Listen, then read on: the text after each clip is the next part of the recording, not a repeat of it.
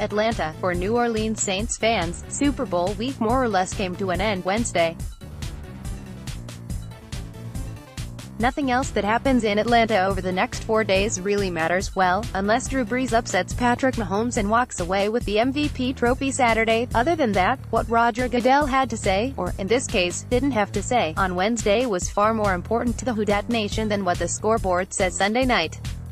It wasn't quite what Saints fans wanted to hear, but at least Goodell said something. Finally, technically, it took the NFL commissioner 10 days. In reality, he said more in the 9 days he didn't utter a word than he did in the 46 minutes he spoke Wednesday.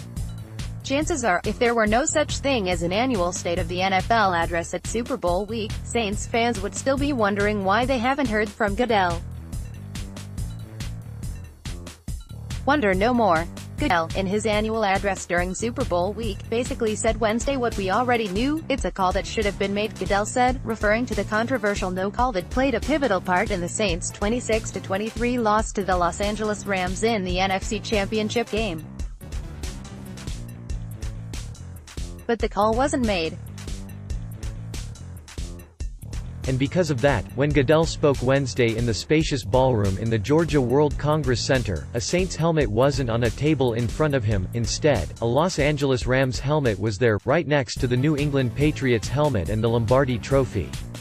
The matchup was settled as soon as Rams kicker Greg Zuerlein hit a 57-yard field goal, splitting the uprights to send his team from the Mercedes-Benz Superdome in New Orleans to Mercedes-Benz Stadium in the ATL. No petition, no lawsuit and no fine print in the NFL rulebook was going to change that outcome, much less cause Goodell to schedule a Saints-Rams do-over.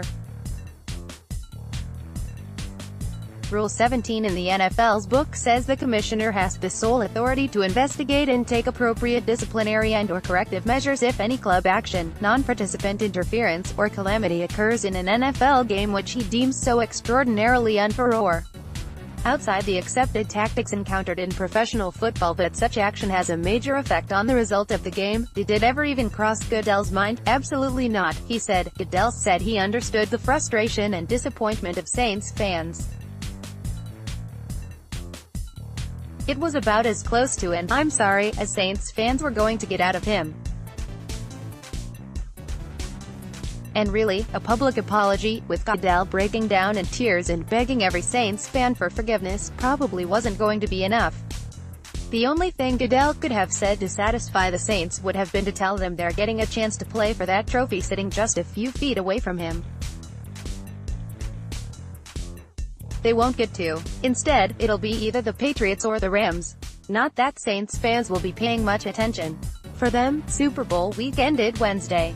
Were they pleased with the results? Absolutely not. Follow Rod Walker on Twitter, @RodWalkerAdvocate.